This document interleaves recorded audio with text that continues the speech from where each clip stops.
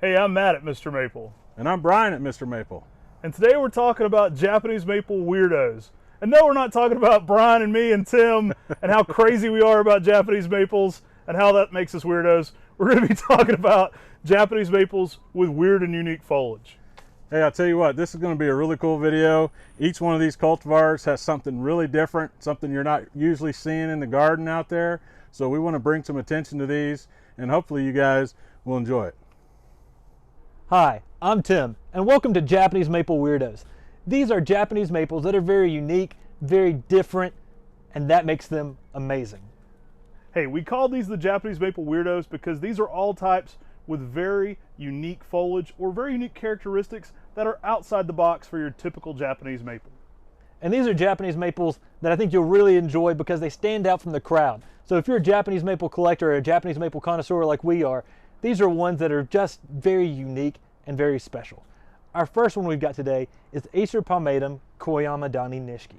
This is a very unique tree in the fact that as the leaves mature, they quit being pointed. They actually become more rounded, almost like a snowflake. So this tree definitely fits into that weirdo category. Koyamadani Nishiki has that snowflake style foliage that's really unique and brings something, I think, probably exclusively to itself as far as leaf shape and texture. It's a very unique overall plant. This is going to have a green, like a lime green foliage in the spring, go into more of a Kelly green, and then a golden yellow to sometimes oranges in the fall. And I really like this tree because it has an upright yet semi-pendulous habit, very unique and special simply because of that leaf. You know, some of the new growth flushes may be a little more pointed, but on that older growth you get that nice rounded leaf where this tree really stands out and is something very unique and very different. According to Yano's book for maples, shout out to Yano if you're watching, an amazing friend of ours and mentor, Koyamadani Nishiki was found as an Oroha Momiji seedling in the Shiga prefecture of Japan. Basically what that means is it was found as a chance seedling from an Acer matsumuri, which is a subspecies of sometimes classified under palmatum, and the Japanese often classify that as an Acer aminum. But a very unique seedling that they found in Japan, and it had this rounded foliage, hence it became Koyamadani Nishiki. Hey, you're going to love Koyamadani Nishiki in your garden.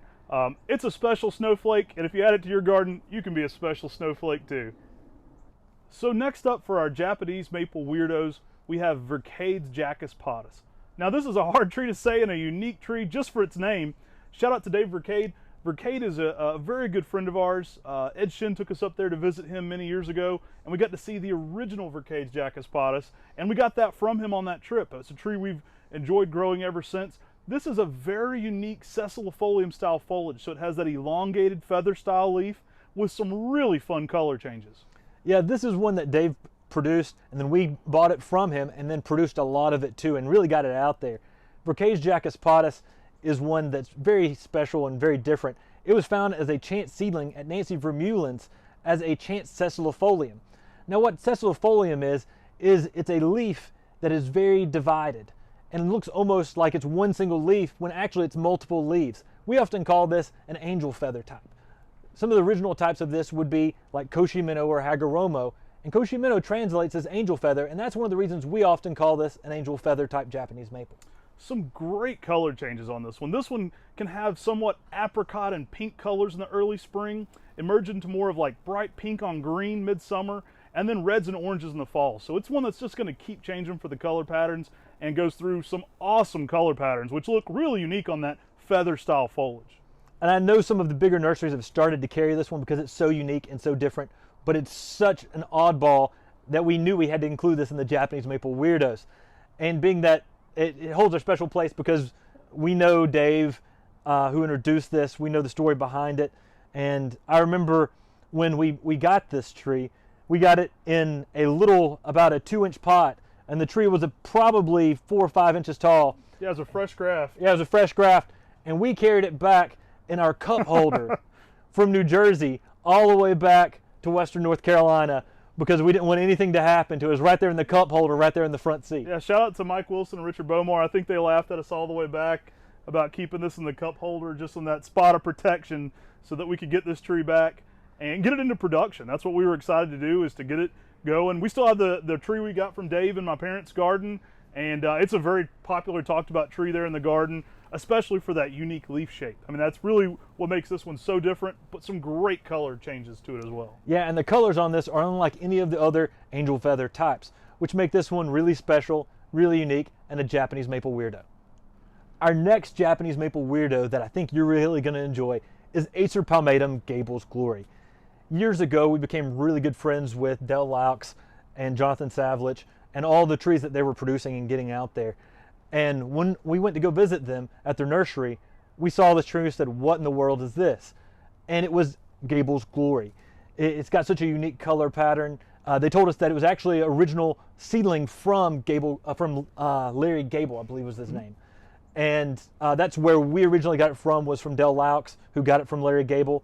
But the colors are just out of this world. Yeah, I love this tree. I've seen it sometimes called the chameleon maple, and that's a great name for it too. We often put that at the tagline, kind of like as a common name for it at the bottom.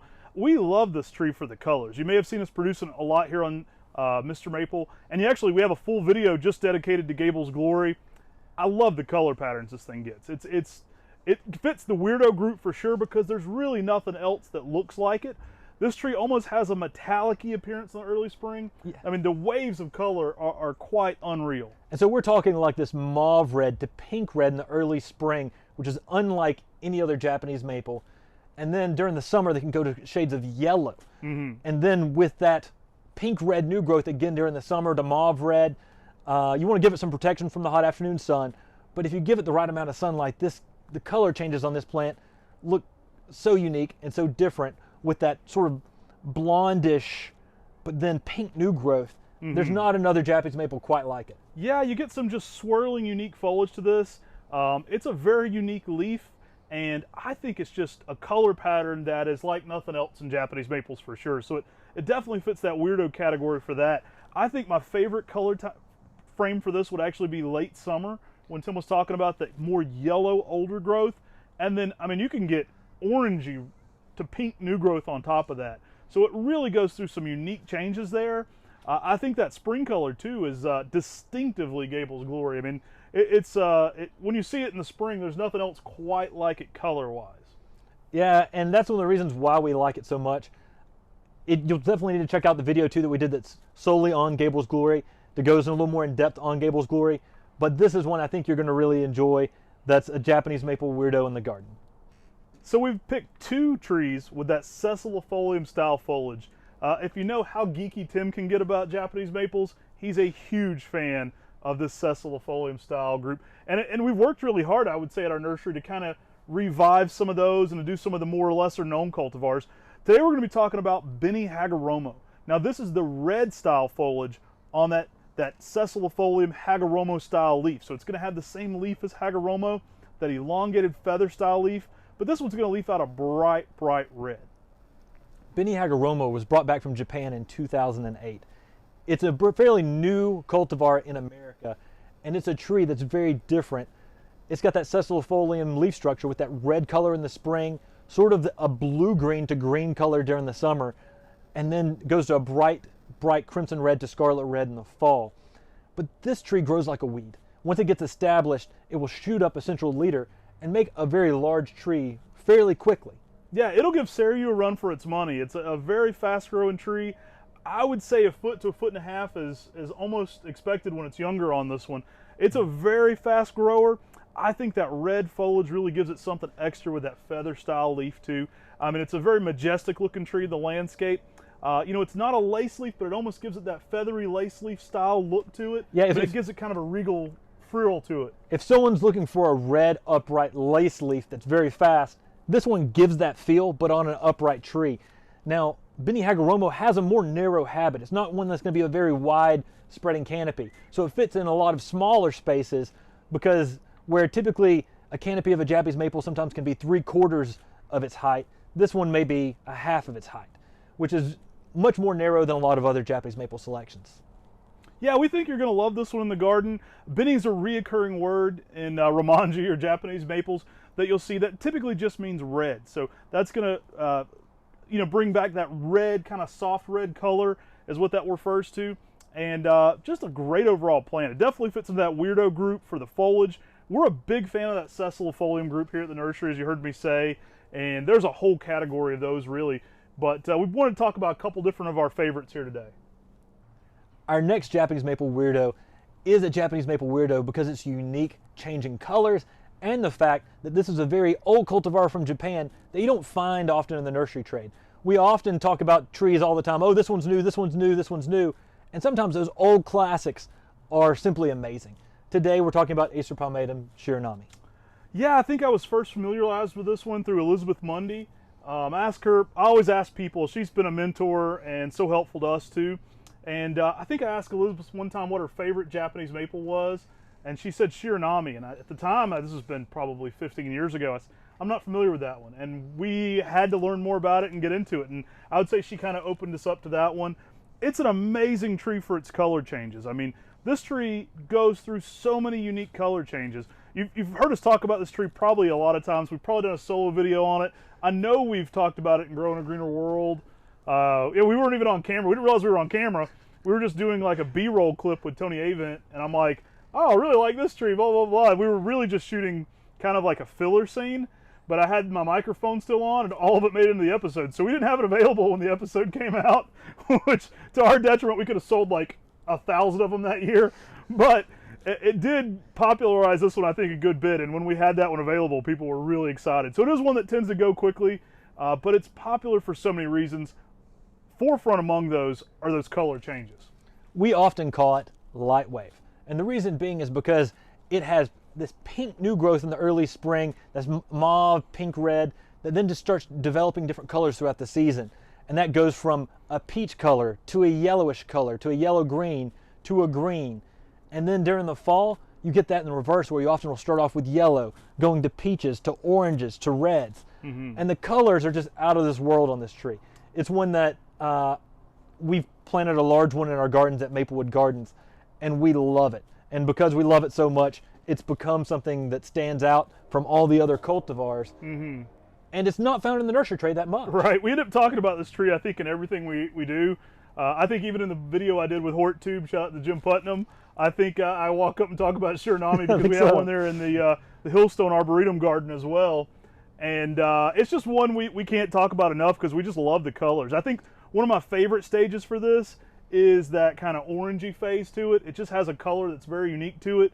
And it's got pink overlays over top of that. It's just something that you don't see so much in the Japanese maple world color-wise, and it just changes the entire season. So I think that alone makes it go into that weirdo category because it goes through so many unique changes. We used to do a lot of garden shows, and the master gardeners would fight over SHIRANAME. Yeah, literally. Because some of them got SHIRANAME in their garden, and then they loved it so much that everyone else started seeing it in its color changes that it became the master gardener Japanese maple that they had to have with SHIRANAME.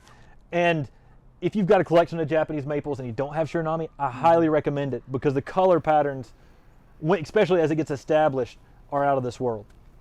All right, so we're going to have a little round table discussion here at our square table on the Japanese maple weirdos. And no, I can already see you in the comments below, it's not us. We are Japanese maple weirdos, but we're going to be talking about the trees today. So, of these, Brian, do you have a favorite in this group? Well, I mean, these are really awesome maples and very weird. But the Gable Glory, I think, is just something that stood out to me. I grew one in my garden in Oklahoma, and just the color changes on that is like something I've never seen before. It really did just have this swirl, almost a variegation to it, but not quite a variegation, but this swirl to the leaf. Sometimes even the lobe would hook a little bit on the outside, and that color pattern just, every day I went out there, especially in spring, just those rapid changes every day, it gave it something really interesting about it. That's a great choice. You know, it'd be hard for me. I think I'd have a 1A and a 1B with this group for sure. If I'm picking, I'm probably going to pick SHIRANAME. I think Elizabeth talked me into that one. She really just brought me onto that tree, and I think it was one of my favorites. And it's one you'll see I talk about in every single thing I've ever probably done about maples. So I'd be remiss if I didn't pick that. I think we always talk about it in every single video or special about us for some reason. It always gets mentioned. SHIRANAME's probably my favorite of the group. It's an older Japanese maple. You've probably heard me say It's one of those cultivars where sometimes you don't have to reinvent the wheel. It's not like the Right, newest, yeah. craziest thing. I mean, it's been around since like the 1700s in Japan, but it's a tried and true cultivar that I think, if given more of a chance, may be as popular as some of its contemporaries from that time, like Tamukiyama and Shishigashira. You know, some of the older Japanese cultivars that you see in garden centers everywhere. This one you don't, but I think you should. It's that good. I agree, yeah. So I love Gable's Glory. I think anytime you get towards the summer, you get in the Facebook groups, you're going to start to see people posting the photos that are unreal because you've got the yellow color with that pink-red new growth coming across it, or orange-red new growth. Shiraname I love too. If I have to choose something besides those, You don't. I'm going to choose Verkade's Jacus Potus. I'm a big fan of the angel feathers. It's really one of those things where I could really go with almost any of these up here as being my favorite from this grouping. Yeah. But Verkade's Jacus Potus with that apricot, to all the colors it goes through with that angel feather leaf structure and that sort of multi-stemming upright habit, I think that one's so unique, so different, and, you know, pretty rare and unusual as well. That's a great choice. I kind of figured you'd pick that one just because you're a sucker for all the sessilifolium styles. That would have been the one I would have guessed for you if I was picking. Koyamadani Nishiki that was up there. I had to really consider Yeah. it because it's one of those plants that's so unique, so special, and so different. And with that rounded older growth, I think that's something that really makes it stand out. I think that one's not known as well. I think if I were picking the weirdest of the weirdos on the table, if I was saying what's the weirdest of these weirdos, Koyamadani Nishiki would probably be my pick, just because that leaf is so different than everything else. I don't think there's another Japanese maple that has that style foliage. Yeah, and the new growth on it can have some of that pointed foliage to it.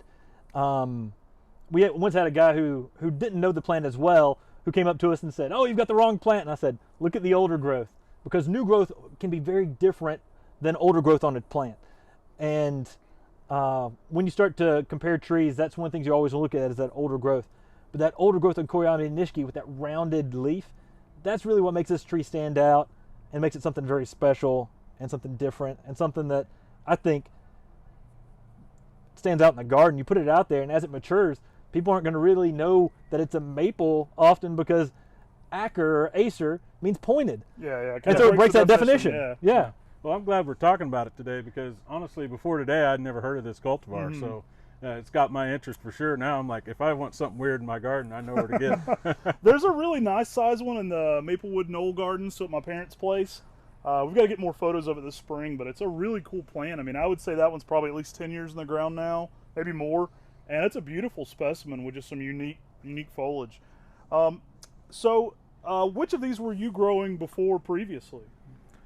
I was growing several of them. I had the Gable's Glory and the Shiraname and the Benny HAGOROMO. You know, the Shiraname was one that I got, and I got it mainly because you had talked about it being a very old cultivar. And I kind of got into that idea of collecting those old classic cultivars.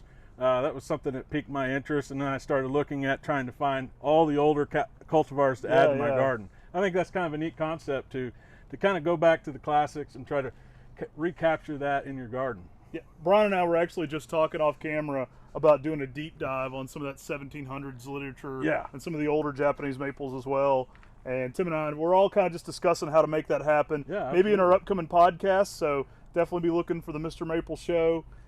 Old but not forgotten. Yeah, exactly. Or something. There's some amazing characteristics on a lot of those old selections that people just haven't seen in a lot of the new selections. Yeah. I mean, just because something's new or something's old doesn't mean that it's not as good as some of the new varieties coming out. Absolutely. And just because it's new doesn't mean it's bad, but just because it's old doesn't mean that it's bad either. Some of those plants just put on some amazing colors. They were selected for a reason. And Shiraname is definitely one that we've found that reason. We've seen that reason, and I think more people need to grow that in their garden. Hey, we're going to continue the roundtable discussion. Things got a little too weird, so we dropped it down to 2 for a second. No, I'm just kidding. But we wanted to talk a little bit more about some of the uses for some of these and why you may need a weirdo in your garden that kind of can offset a collection of trees. I mean, I think one of the reasons for a weirdo is that if you have a very normal collection or if you have some of the basics, these are really going to shine against what you consider your normie Japanese maples. Yeah, and I think a lot of these really add a lot of appeal that can really be used in different ways. I think if you're doing a traditional Japanese garden, something like Koyamadani Nishiki, which is found as a wild collected seedling in the Shiga prefecture, would be an excellent selection. Same as Shiraname. They give a lot of the traditional sense of a Japanese garden on those colors, but with also very unique habits, and they stand out. So they're ones that give a lot of special colors, special unique characteristics. Like the color changes that Shiraname goes through is very, very traditional. Yeah. I mean, it's the most extreme form of a traditional Japanese maple, but with spectacular colors. Yeah, you kind of get everything with that one. You know, I think as far as usages, I have all mine in the ground, but Shiraname, Verkade's Jacus Potus, and maybe even the Koyamadani Nishiki would all be fun choices, I think, for a container garden. Bring that what makes those unique and different. You can put them back up at the patio and kind of enjoy them in a, you know, in a more intimate setting where you've got them up close to the garden, up close to the house, and you can kind of play around with the setting. But it's always fun to have them in pots because you kind of get to interact with those a lot. So if they're trees that are unique and different and you've got them in containers, it gives you the ability to pair them with other plants more frequently because you have the ability to move that. And then it also gives you the ability to, you know, just have them up close to the garden so you get to check out that weird foliage or what makes it weird more frequently. Yeah, and then if you're trying to add some splashes of colors, things like Verkade's Jacus Potus, that's going to give you those apricots. Benny HAGOROMO, that's going to give you those bright reds. Or Gable's Glory, that's going to give you that red on pink, on yellow, on all of its crazy colors. You know, those add a splash of red color or apricot color that you don't get out of many other things. Yeah, I think that Benny HAGOROMO is really nice for its overall growth rate. I think that's one of the best usages. I mean, I think there's a lot of usages for it, but I mean, it's a tree that's going to get out there. Like, it does grow quite vigorously for a Japanese maple. And so it's a good one if you're looking for a tree that's going to get a little bigger a little bit quicker. You know, if you're an impatient gardener, it's the perfect plant because it's going to put on some growth for sure. And it would be a great tree to pair with traditional HAGOROMO or Koshimeno, where you've got the green color versus the red color, and you both got two sessilifoliums. That would really contrast pretty crazy. And then if you throw in Verkade's Jacus Potus in the mix, you could contrast that with something like Hanezu HAGOROMO. Tends to be other all angel the feathers. sessilifolium style foliages. As you tell, I love the angel feather types.